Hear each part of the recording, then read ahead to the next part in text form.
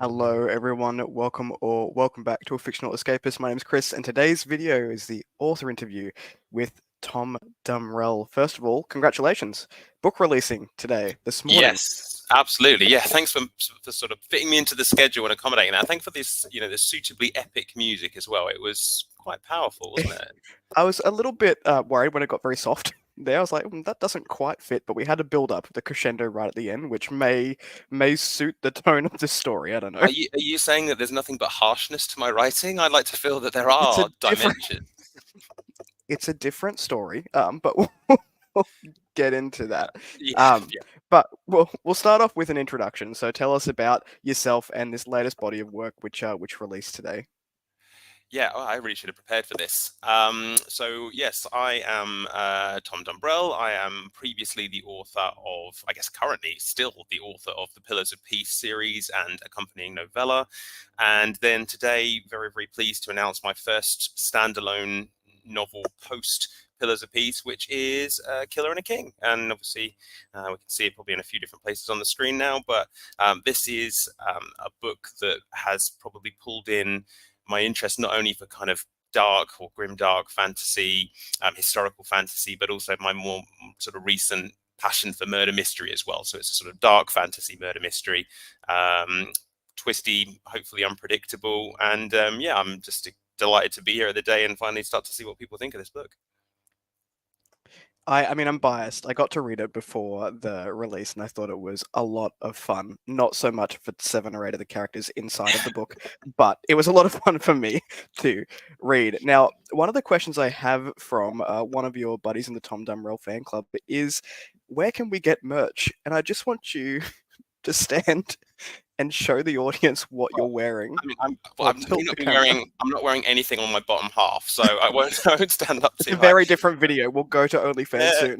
T-shirt. I try not to overkill merchandise. That's the only thing I will say. I think it's really awkward if you end up having too many pieces of merchandise. But So that mug is fantastic. that mug is also So fun. can we buy these?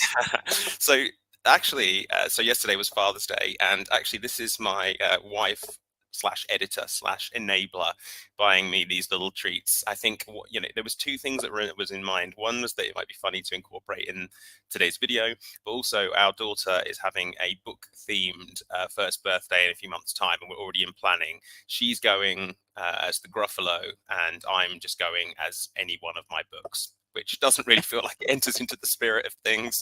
But you never know when you might sell a book. I'm sure some of those parents that come along to that first birthday might be interested in a fantasy murder mystery. You don't want to miss an opportunity, is the truth of it. And if you do the shirt and mug combo, I think you're onto a winner. I know. At the kid's first birthday party. After a while, it's just in there, isn't it? Subliminal almost. Yeah. You're thinking to yourself, I do need this book. And if anyone's watching, you do need this book. There we go. All right. Good morning, Steve. Thank you for coming in.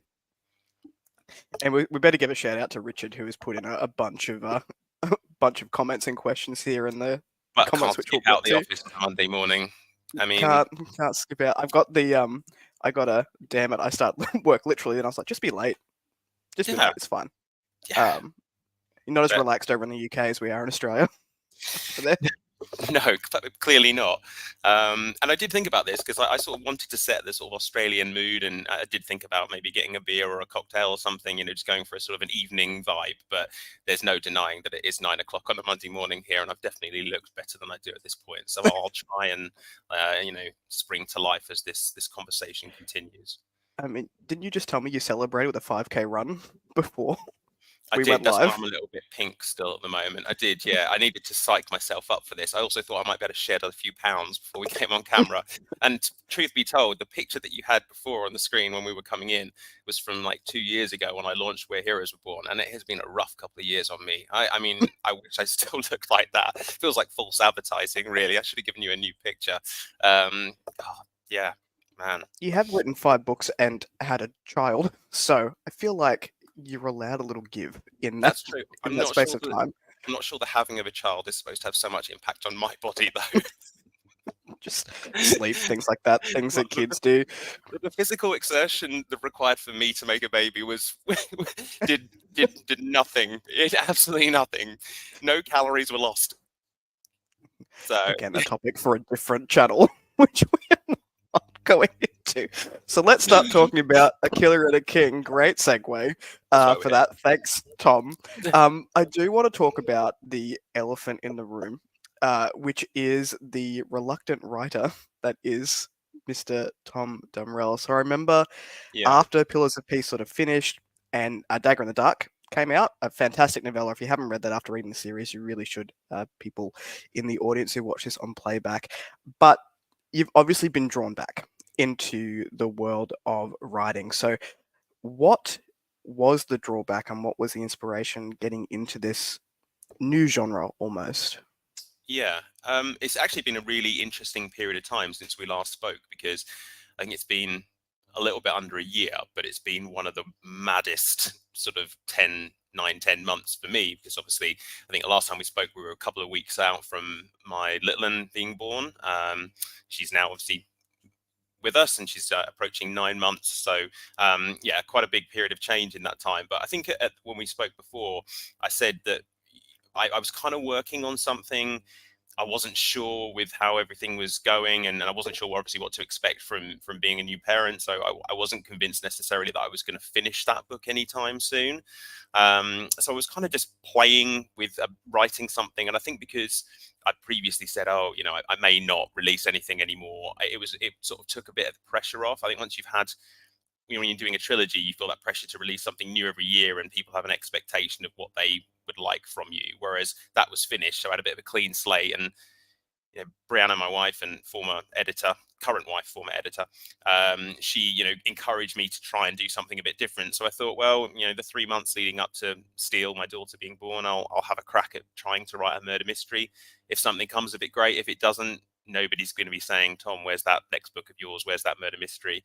And as it goes, because Steele was a couple of weeks late, I ended up actually getting the book finished, managed to get through a first draft of it and a first edit, and actually looked back at it and said, hey, there's actually a book here. And it's still mad to me that from where we were last time we spoke, and there was, you know, hypothetically, you know, a book, to the fact that there's actually one now, it still feels amazing. But yeah, I think I need a bit of pressure, and I think the pressure that I had of almost like the deadline of you know, due date for Steele, that really gave me a major push, and I'm so glad I got it done.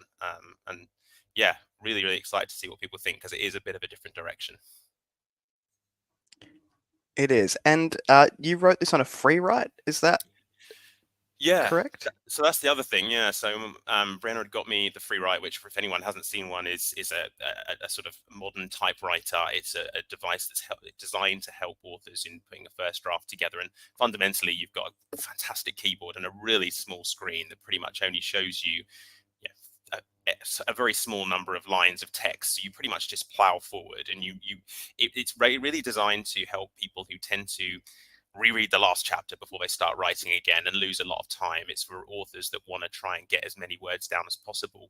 But the interesting thing about that is I felt, more than any other draft before, that I wasn't sure what it was going to look like when I got it, because I hadn't checked anything. I was expecting, you know, characters to have died, and I just hadn't taken account of that, or names had changed, or descriptions had changed, and I thought there was going to be a lot to be done in the edits. And I was quite surprised that, I think because I'd been writing so consistently, I'd been so kind of hot on it, and because I think a murder mystery needs a little bit more of a structural working to make it work.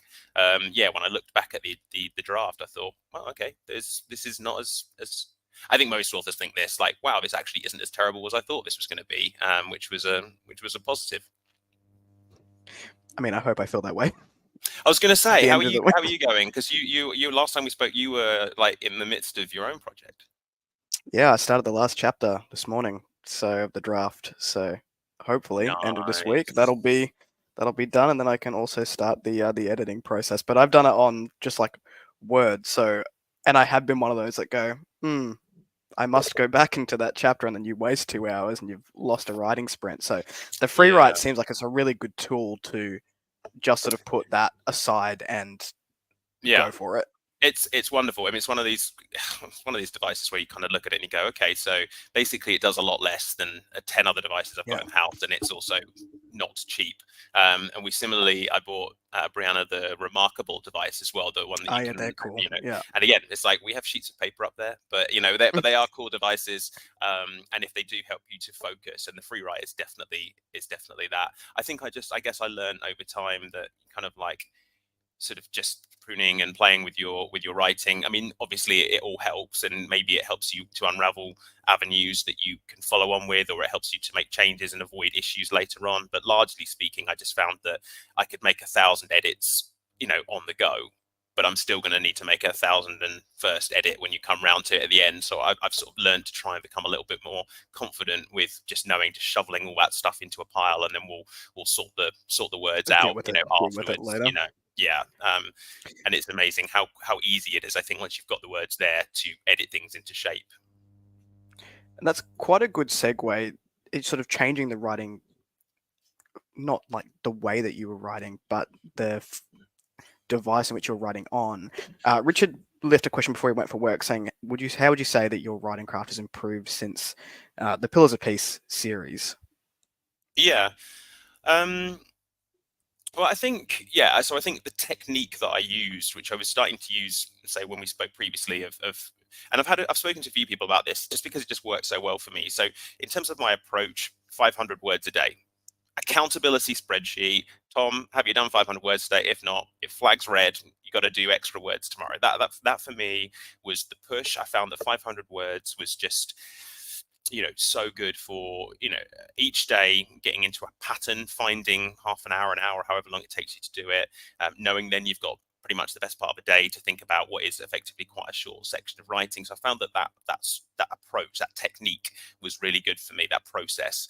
And then in terms of, you know, I don't know, I think for me, I mean, I listen to a lot of writing kind of craft audio books, and I try to read wherever I can about writing, and I pick up bits that I like and anecdotes and stuff. I think largely the Look of a King was the first book I'd ever written. It was the first time I'd ever written anything other than an academic paper or a report for work. So I think you just learn just because you're learning, just because you're doing it more and more. And I find now that when I go to write a sentence, you know, there are 3 or 4 different ways I could hit it now. Whereas in the past, it was like, okay, this is my one and only way of doing it. So I think there's, you know, the rhythms of this book, the beats of it, the different ways that I've explored and unraveled the storyline here, I think hopefully will just show a bit more variety, possibly, than some of my earlier works. I always loved the charm of the stories of Pillars of Peace, and I think there's hopefully still some really good stuff there for people to read. But I think that with each book, the writing, you know, the nuts and bolts got better. But you will tell me whether you feel that about Killer and a King. Well, it leads into my next question was, A Killer and a King is a little bit different tonally than the Pillars of Peace series. It's a little bit darker. I would say that there's a lot more grey happening in terms of the characters that we have here. How did you manage the shift in the change of tone, and did you have fun with that changing of gears? Yeah, absolutely. That's a great question. I knew there'd be one in this interview somewhere, so I guess that's that. Done. We can Yeah. end it after this. Perfect. Thanks everyone for watching.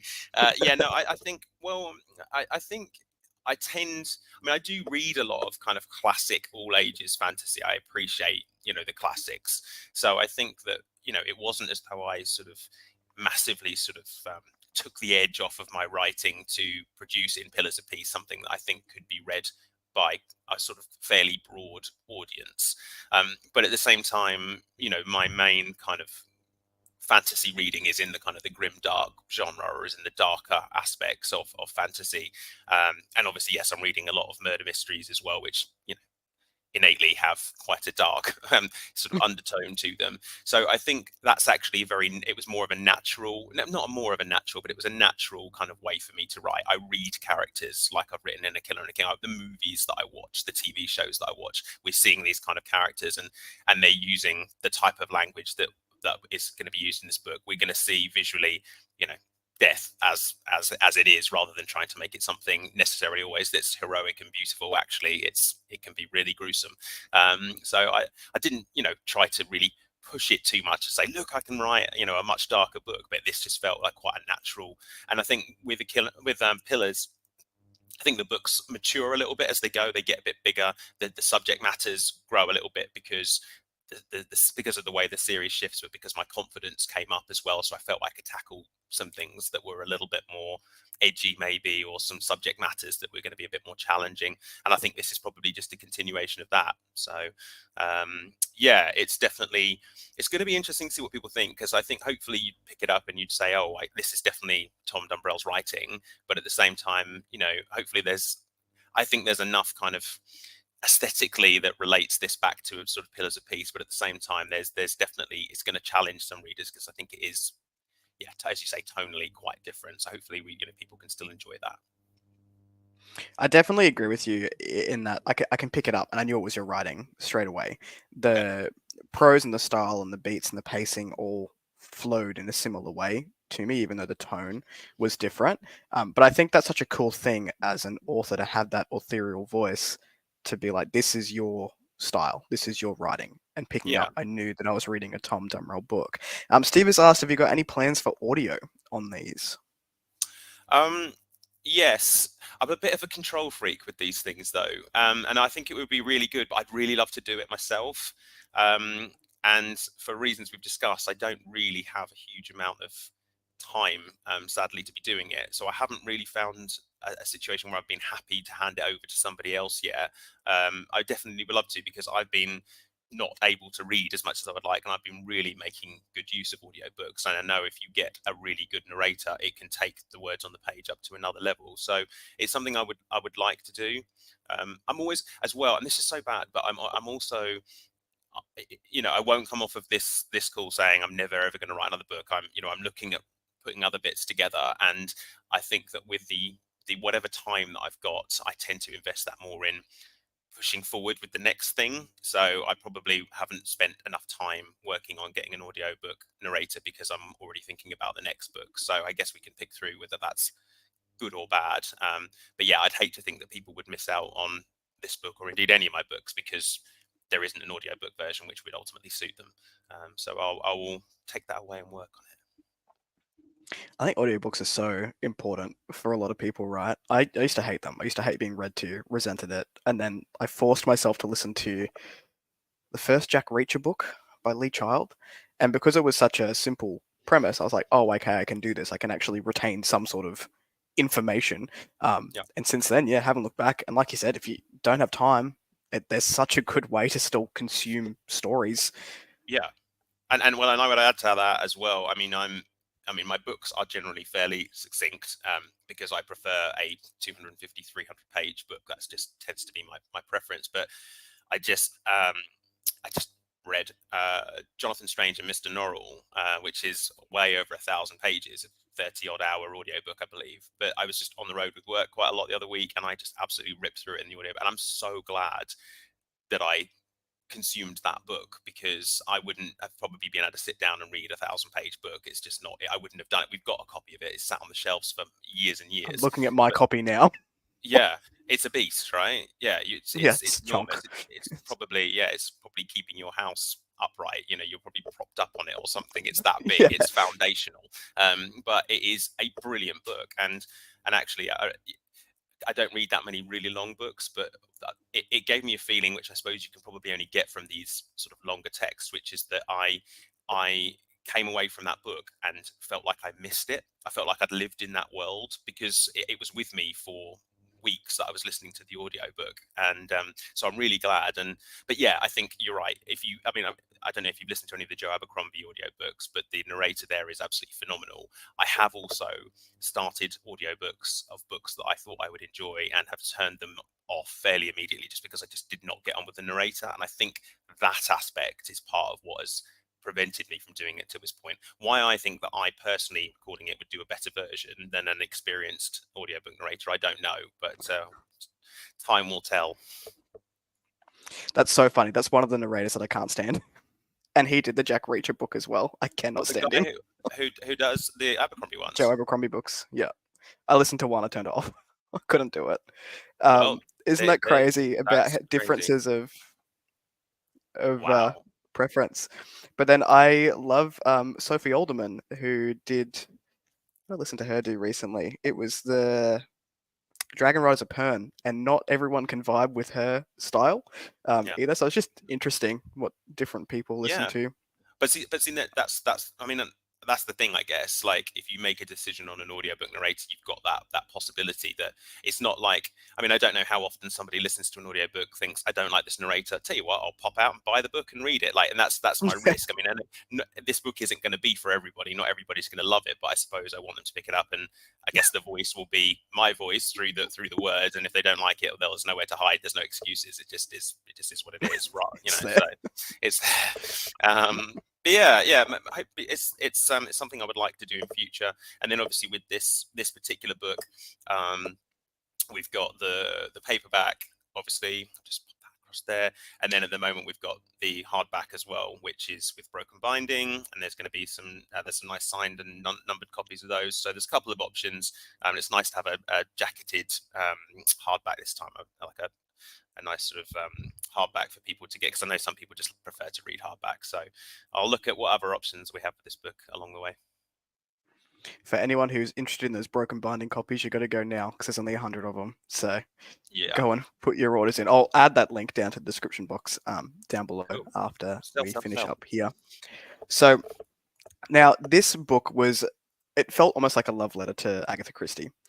So similar beats. It's like a cheeky murder mystery. You don't really know what's going on, and then at the end you have that bam moment where you're like, "Oh, I should have really seen that coming because there was foreshadowing there at the beginning." So I want to ask about the inspirations, Christie specifically. Are there any stories of her that really stand out to you when thinking of inspiration for your own work? Yeah, I mean, I think that And Then There Were None is probably, I mean, I haven't read another murder mystery or a whodunit book that comes close to And Then There Were None, in terms of the setup, in terms of the frustration at the end, where you're just like, of course, that moment you just described, because it's a kind of a locked room, a closed room sort of mystery, and there's only so many characters you're working with, and the information's there on the page. So I think that one is the one that probably inspired this book the most, and it's probably the one I would say that if anybody reads this coming at it from a fantasy angle and they think, oh, I had quite good fun with this murder mystery, like, that's probably the next book I would say to read, although thereafter everything is going to feel like it's falling short, in my opinion anyway. But yeah, I just find it such a fascinating genre, and I've just been reading so many more of them, and I love the unexpected. I like to put a book down and feel a way about it. And there's a challenge with murder mysteries that you don't sort of, I don't know, fully just mislead the reader and just throw in lots of ridiculous red herrings to just overcomplicate the story for the sake of it. But when you can do it in a way that people go, wow, okay, yeah, that was there for me to see, that's a really, really great moment. Obviously Pillars had its fair share of twists, but it was really nice to basically hang a book on a twist effectively, although there's a bit of responsibility and a bit of risk in that, obviously. I did not trust you after the Pillars of Peace series. It's like, this Yeah. guy, like, every time, like, just cool, rip my heart out, whatever, that's fine. But I definitely, you're right. I mean, it was definitely this. I've seen a few. I know that there's been a bit of a. I mean, you don't see it coming because people were writing these books for a while, but I've seen a few fantasy murder mysteries come out of late, which is absolutely great. And there's a few of them that I need to definitely get into. But this is definitely like a classic murder mystery. It is 260 pages. It's got that first chapter where it's like, here are a ton of characters, get to know them as well as you can, but don't get to know them too well because a few of them might not be hanging around too long. And then that kind of big reveal, that sort of drawing room Poirot style reveal at the end of the book, that's really, I think, stylistically where the influences come in. And then I guess in between that, I wanted to then bring in that fantasy, as much world building as I could within a book of this size, and a kind of a coming of age story ish, and try and sort of meld those 3 points, which is good fun in 260 pages. But I think we just about got there. I think it lends itself well, and I would say that Pillars similarly lends itself well to both audiences of fantasy and also like historical fiction, because it feels comforting for fantasy fans and it has those similar beats there.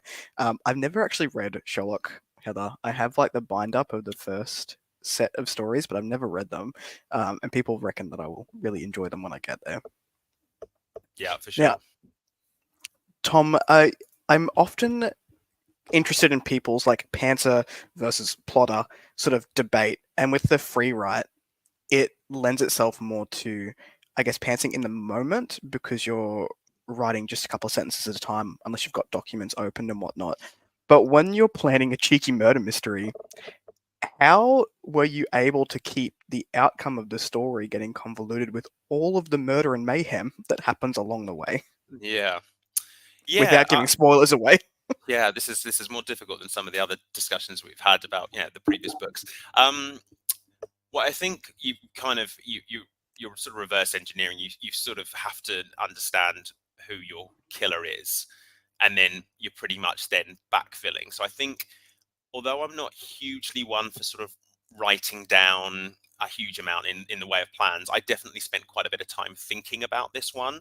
And generally, when I'm writing, it's the last thing that I think about at night, the first thing I think about in the morning anyway. So I was constantly thinking about the mechanics of how it was all going to work. And I suppose to a certain extent, you go through with what you've sort of got in your mind, and then you get to the end, you give it to the first sort of early reader, and you just hope that actually it isn't totally obvious, because obviously to me it's totally obvious, and because, well, it is, I know, but fortunately that wasn't the case. But yeah, I don't know.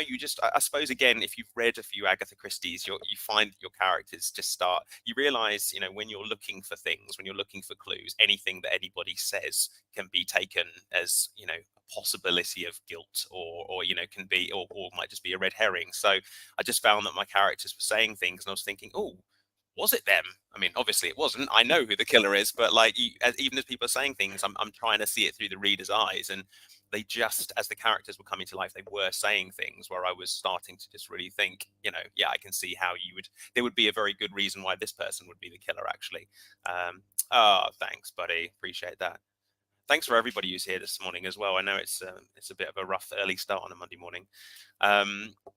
So yeah, so that was kind of it, really. The only thing I sort of did, I spent a bit of time in advance with this book, maybe sort of chiseling the characters, the ministers in particular. So in the book, just for anyone who's not read it, you've got the king and his wife, the queen, and two princes, and then you've got effectively the land that they live in, the empire that they basically are responsible for, is essentially thereafter controlled by a group of ministers, 6 ministers, who each have power over land, wealth, religion, art, all these different areas. And it was really important to get those as quite defined characters, because they are, both, they are the key suspects, throughout the book, and they are the ones that underpin the political aspect of the story, and a lot of the tension within the story. So yeah, probably more than in previous books, I did a bit of prior work on those characters, so that the minute they were on the page, you were quite clear as to who they are and what they were looking to achieve, which is invariably just advancing their own position. I really liked the order there, and as a fantasy reader, I was like, I could just read a whole book on whatever is happening over there, and that sort of leads itself into how did you, as the author, and you sort of touched upon it just before, manage to balance the intrigue while leading the reader down a whole bunch of rabbit holes? Well, I suppose one of the things I maybe did differently to, I suppose, a classic sort of 1920s, 1930s murder mystery, is I tried to have other strands of stuff happening as well. Maybe some modern character development, hopefully, is at least what I was aiming for. So there are other strands of not romance per se, but there are relationships that are developing. There are other strands of things that are happening that hopefully kind of keep the story bobbing along, throw up conversations that drive the intrigue of the story, and keep the whodunit question ticking over. So I think, yeah, that's the thing. I think it wasn't necessarily about throwing in red herrings for the sake of throwing in red herrings. Sometimes there was just various things happening that just lead the reader, or led me down a path where you're starting to veer away from the mystery a little bit, which again just helps to blur things whilst also developing the characters. And I think that's probably how it worked for me, because I didn't want to just go in and go, well, just make stuff up just to throw people off the path. It's just actually the story just moves in different directions, and then you're reminded, oh, there's still a mystery over here. I've got to keep my eyes on what these people are doing. And for me, that was the best way to deliver it. Intriguing for you as well while you're writing it. Yeah, makes it fun. Yeah, exactly. Again, you do. I mean, as I was writing it, I think I with all my books, I like to have a really clear view of what the ending is going to be. But I'm always very open as the book is developing. If I start to think, well, hang on, actually, no, I don't. This character isn't going to do what I want them to do. Actually, that isn't going to make sense. That isn't the way this story is reading. And now I'm in the moment. I'm in the room with these people, and actually, it's not. That is not the guilty party. It's somebody else or whatever. So there were elements of that. It did start to come to life. And when I have these ministers and this kind of warmongering, power-hungry king around a table, all of a sudden they are, in my creative process, they're starting to say and do things that take the story in different directions, which was really great. And that, again, I think came from the fact that I was quite clear about the characters, because I knew, I mean, you've read the book, the first few chapters, there's quite a lot of characters introduced because it's quite a short text. So you need to get everybody, all the players in the game early, and then we can start to sift through, who's going to survive. Yeah, for sure. Now, we were chatting a couple of days ago and we sort of stopped because we wanted to talk about this on screen. But the blend or the crossover, I guess, of fantasy and murder mystery, we're seeing it more and more happen out in the world, particularly with modern fantasy. What is your take on it, and how did you find balancing the blend between the two? And do you have any favorites in the genre mashup? Truth be told, I actually I haven't really had a chance to get around to read, because I've seen a real rush of them recently. There was the book, is it Spindle Manor, that won the SPFBO? Is it The Tainted Cup? Is that the other one that's come out recently? Is that the name of the book? I own it. You own it, okay. Somewhere over here, yeah. Yeah, and it's on. So we've just had I have a birthday coming up, so I'm hopeful that some of these books are going to arrive maybe in the next few days, if my wife has been listening to anything that I've been saying for the last couple of months. So I'm keen to get into those. And then I think it was kind of with the kind of the fantasy and mystery. There was the Justice of Kings, that Richard Swan as well. That book also had a sort of similar aspect to it. So I think it's really cool. I think it's really interesting for fantasy to kind of move into other. I mean, I mean, I guess a murder mystery could be moved into any. You're covering it with something. You're covering it either with a modern day setting, with a a historical setting, a fantasy setting. The nuts and bolts of this book is it's a murder mystery story, and then you just kind of building the bits around it. But it's a good question. One of the interesting things is that, as I've alluded to a couple of times, I worked with a different editor on this book because my wife is on maternity leave from editing my books. She tells me that's fair. Yeah, that's pretty fair, and that's another one of the reasons why we were able to get this book out, within a reasonable time frame, because I think it wasn't something I was going to put under Brianna's nose anytime soon, so it probably would have been a while. But I took the choice to work with another editor, a fantastic editor who happens to be really into classic fantasy and is a massive fan of murder mystery. But one of the things, and it leads into what you asked, is that he was constantly saying to me, okay, I can see the murder mystery here. If you want this to be a fantasy murder mystery, that pond that you've just described, those creatures that are in the pond or that are flying over it, make them, give me fantasy, describe them to me. What color are they? What, how do they differ from creatures in our own world? The flowers, what do they smell like? What are they used for in this world?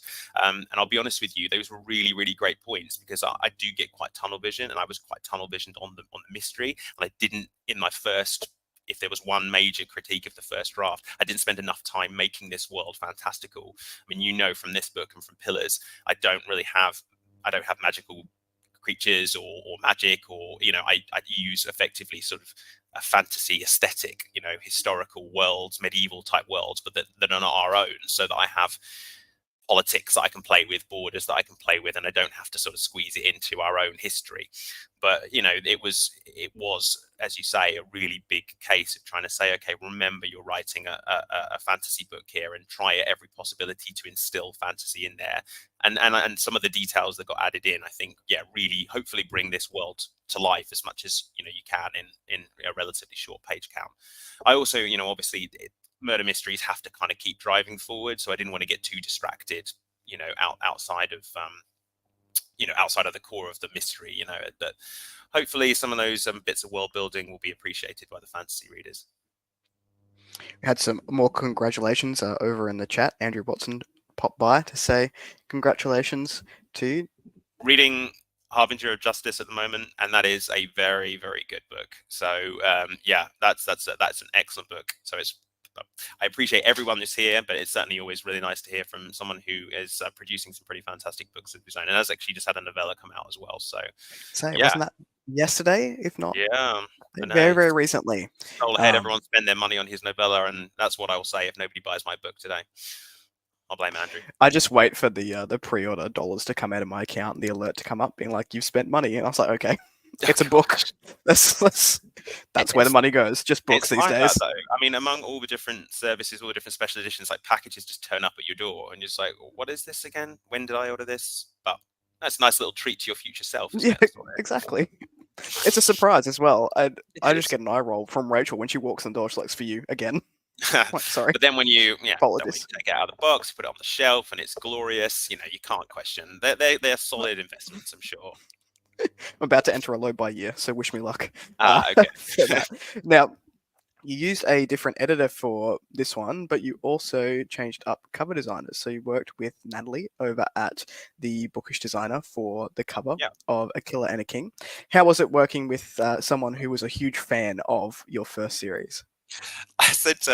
She said she was going to come along and try and watch this at some point, and I was like, why? Like, you've had the peek behind the curtain. She's worked with me actually what I said is, you've had the peek behind the curtain, you've seen me exposed, and then we reconsidered whether that was appropriate messaging, which we ultimately decided it wasn't. But yeah, it was so good because she had a massive amount of enthusiasm for the project, but also understood that I wanted to try and do something quite different from. I love the Pillars covers, and I really loved the compiled edition that Katrina worked on as well. I wanted this to have that kind of almost like Art Deco kind of again, sort of 20s, 30s, or sort of Agatha Christie style design. I was aligning it. There's some beautiful Folio Society editions of the Agatha Christie books, and I wanted to try and get that kind of vibe there, the colors. And again, when it came together, it was just perfect. It just hopefully looks a little bit different. The color palette's a bit different to what you typically maybe see with other sort of fantasy books. And I think it's really, really great. And then when we were looking at doing, something a bit different for the hardback, the blue coloring, the nighttime scene worked really well as well. So yeah, it was a pleasure. I mean, I was a real pain to work with, I'm sure, because I'm forever changing things. But yeah, it was a real pleasure. And yeah, so if you get here again is the hardback, but the beauty of the hardback is that you get both covers. So it's really cool to see the two of them together. I would absolutely recommend working with her. She has an unhealthy obsession with Taylor Swift, but if you can work beyond that, then yeah, you're in for a good working relationship. There's no hidden Taylor Swift messages in your book after working with Natalie? There is. They were very hidden, or they weren't put there by me. They were inadvertent. One thing I will say is I did have a bit of an idea at one point. There was going to be a code in the book, like a murder mystery code, which, as I say out loud, sounds kind of cool. And now people probably feel like they're missing out on that, but it just was just more work than I wanted to do. And then I did have a while as well where I was going to bury a load of Agatha Christie sort of Easter eggs, hidden kind of bit. And there are a couple in there, but I was going to bury some more in there. But I was getting the most bizarre sentences where I was forcing, Agatha Christie book titles into them just for the sake of it. And I thought, I don't think the reward is worth the risk here, to be honest with you. So, but yeah, we had some fun ideas for this book. Well, that leads into Richard's question. How do you think up your titles? Because all of them are quite snappy. They roll off the tongue. Well, I suppose one of the issues with this one is I've got a book called The Look of a King, and now I've got A Killer and a King. And I suppose there's a little bit, potentially I would have ideally had a little bit more space between them. I mean, you've read the book, so invariably titles tend to come from, at some point, me writing a line, I think. Ooh. So I wrote the words "a killer and a king" in this book before I designated it as the title, and that's typically been the case. I don't shoehorn the title into the book. So yeah, but I was really happy with this one. I think, again, it's hopefully one of those ones where when you've read the book, you go, okay, I think hopefully it tells you enough to bring you in. And I've got the strapline, A Tale of Revenge and Regret, with this book as well. But I think once you get to the end of the book and you understand what the title means a little bit more, I think, yeah, that the payoff is probably there more so than actually when you're initially picking the book up. But hopefully, you know, as titles go, it's one that will appeal to people. You don't hate it then? I don't know. It just flows. I think actually all of your titles flow with the story. It makes you want to read the story, which I think is really fun. Also, I am one of those readers that read the title in a book and I have that little giddy moment of nerd where I'm like, Yeah. yes, I know where we're going with it. Yeah, But well, and it's always tricky as well because you then have, sometimes you can set, you know, you can really set on a title, and then you know, go into Goodreads or Amazon and you see that there are 1,400 other books by the same name. I did Yep. have I did have a couple of other titles that I was sort of, so yeah, obviously when you start your Word document or whatever, and I did have a bit of a Word document going alongside the free write, like you have to put a title to it. So you have like an early title, and then you have the title that you end up with. So it's always kind of fun to see what you start out with, and then, but then, yeah, as I say, as I was writing it, I wrote the words "A Killer and a King." I was like, yeah, okay, so there we've got That's that. it. Change file name, move on. Yeah. Like that. I can't wait to see what comes up with my book title. I'm pretty sure it's just going to be porn, and that is not what my book is about. But hopefully it gets some clicks. So, you know, Well, maybe it'll exactly work in its that. favor. Exactly that. Have you, and you don't necessarily need to reveal it, but have you got a title that you're quite like, you've kind of feel good with? Yeah, I haven't done any sort of reveals or anything, but it's a one-word title, and it's for the audience I'm going for is new adult, or that graduation from YA to new adult, that line Yeah. there. So I think it definitely goes towards that audience, and like most of the people who watch this channel will not read this book, but that's okay. I'll still put it out there anyway. You gotta write your story at the end of the day. Like, there's no point in, Exactly. and it will be most appealing because it's the one that you kind of knew what you were doing with, and you were I most interested wanted in. to write it, so that's how it happened. Yeah. Now going back to you. Yeah. So being a new dad, how did that affect? So you finished the book, the first draft, and an edit before Steele was born. Yeah. How did a new baby in your life influence the rest of the process coming to now launching the book? And how did you manage your time around it? Yeah, well, it's quite interesting. One of the things you tend not to know is when you're going to get, like with the stages of development, when you're going to get time and then you're going to lose time because the baby starts to be something that needs more attention. So we're at a point now, and we have been for the last sort of month or two, where she's now crawling. Um, if there's any kind of exposed cabling, cutlery, anything that might be potentially harmful to her, she can find that in a room like that. So my attention when I'm with her now is all about her. So I must say that certainly in these last couple of weeks leading up to, you know, with the final proofing and all that sort of stuff, that is a task that has typically been easier in the past than it has been now, because I'll sit down to, you know, check over a chapter of text, and before I know it, I've got like 54 new letters on the page because she's just decided to put her hands on the keyboard and write a section of her own. So if anybody's got that at any point, I guess it's she's my co-author, I guess, for this one at that The point. But muse. yeah, yeah, exactly. But you know, actually, in the early stages when they're really little, you know, she slept a lot, and so I was able to get through, you know, just being sat with her, and then to crack on and get some done. And interestingly, wrote another book as well, which was pretty cool. I've actually written another book since we last spoke as well, because there's quite a lot of time that you have when they're tiny and they're sleeping a lot. So yeah, I think now that she's mobile, it's probably only going to get more and more challenging. But you know, your routine changes week on week, and I'm still now writing these books thinking one day she might pick them up and read them and enjoy them. Hopefully it'll be quite a while before she picks up A Killer and a King. This is not a bedtime reading story. So I think that's given me a new sort of sense of inspiration and bit of purpose for these books.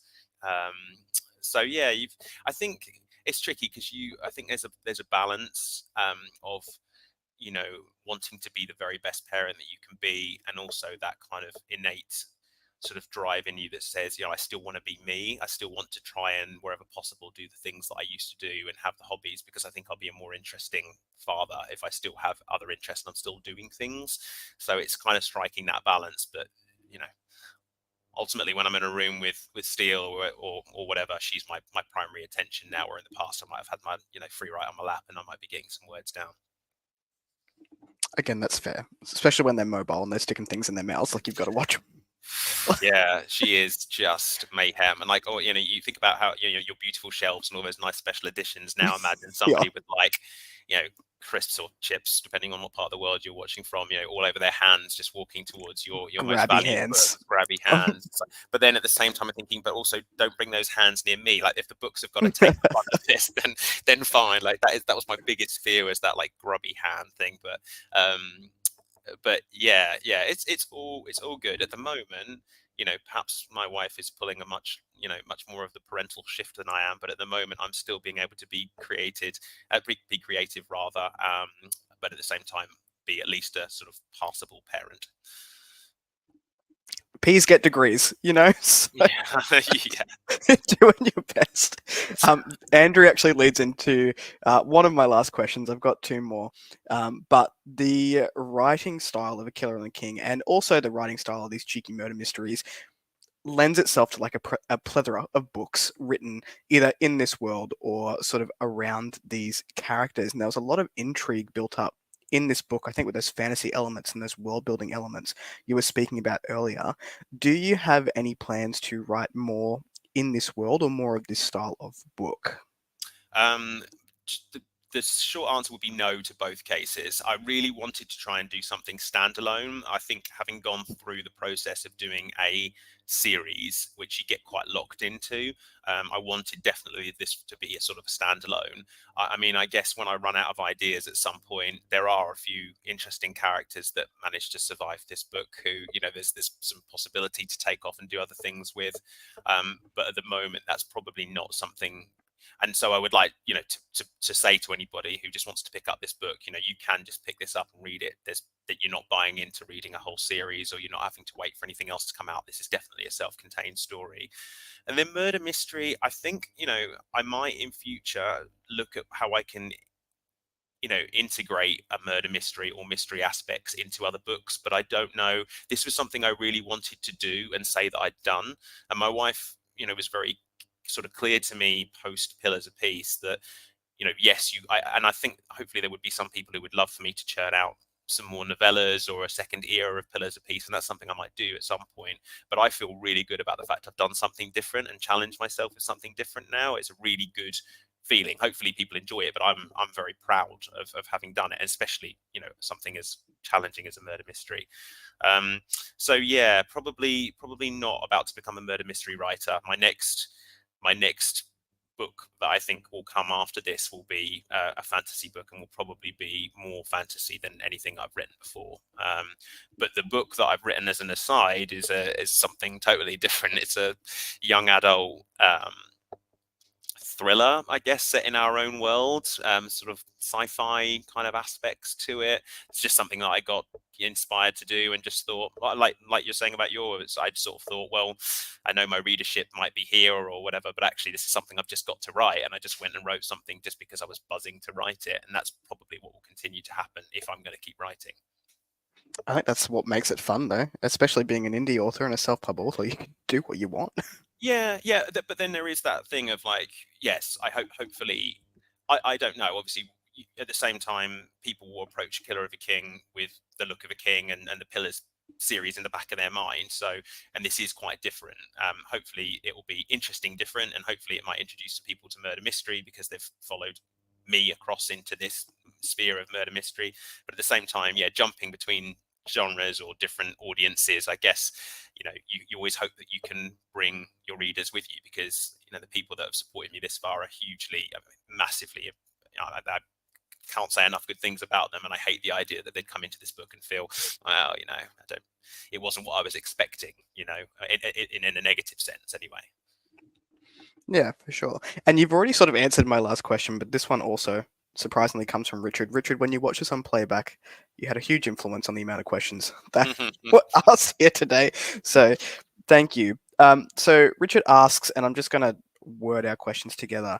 You've now written a fantasy or a low fantasy sort of medieval historical fiction series with pillars.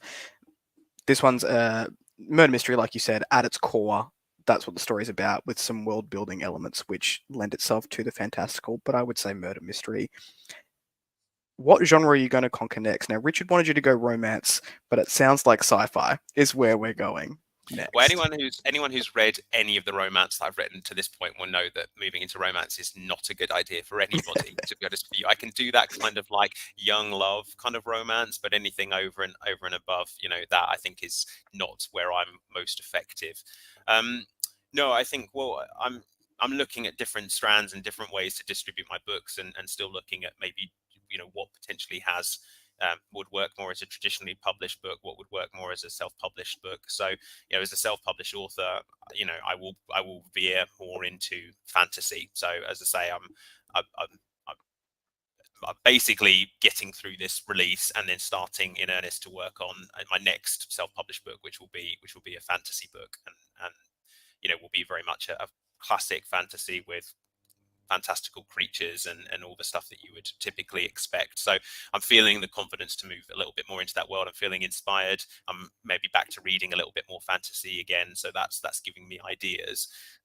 So that would be the way I would go. But I did have, it's interesting. I did have a lot of fun writing something in our own world as well. I did, it was really fun to be able to hang your hat on some, pop culture references, some landscapes that are more familiar, some, when you walk into a room, you know what to expect from a room in this world, whereas in fantasy there's so much decorating you have to do. There's so much detail that you need to put in to put people in a world that they don't know. So yeah, it was quite fun to write something in more of a kind of contemporary setting. So we'll see. Again, I'm very much a mood writer. If I'm not feeling what I'm doing, it's not going to get done. Whereas when I'm into something, it happens quite quickly. So I may well go and walk the dogs today and get an idea for a new book, and that'll be that. So we shall see. That's just how it happens sometimes. Yeah, but and people just have to put up with it. They could get anything next. Who knows what they'll get? A killer and a dog, next one. And the Labrador on the front. Love that. My Labrador has just sat beside me for the entirety of this thing. I'm so happy that we haven't had an Amazon delivery driver turn up or whatever, because otherwise it would have turned into mayhem. I guess they'll be saving that for all my actual proper work meetings that I've got today when I get off of this call. But yeah, no. So I really appreciate you, reading through this book and your feedback on it's been really great. I hope people are going to enjoy this one and we'll have a bit of fun with it. And I'll be really excited to see people's theories on who the killer is and all that stuff. But yeah, I really appreciate the support you've given this book so far already anyway. Yeah, of course. Thank you for joining us. That's all the questions that I had, and all the questions that Richard had as we went through for the day. So thank you for coming onto the channel again. It's always nice to have people back on a second time, a round or a third or a fourth. So whenever you had this sci-fi YA comes out, hit me up. Do it all again. Yeah. But yeah, thank you so much for your time. I hope the dog behaves itself for the work calls today. Absolutely. But we will sign off and say thank you to everyone in the chat for coming along. It's always good to have some people in there asking questions as well. Yeah, thanks so much, everybody. Really appreciate it. And Kris, yes, absolutely. Let's do this again soon. Exactly. I'll see you in 12 months. Yeah. Talk about my 3 new books that I've written. Yeah, and my estranged daughter, who I haven't seen in the intervening year. I don't spend any time with her. Awesome. All right, we'll catch up soon. All right. See you, everyone. See ya.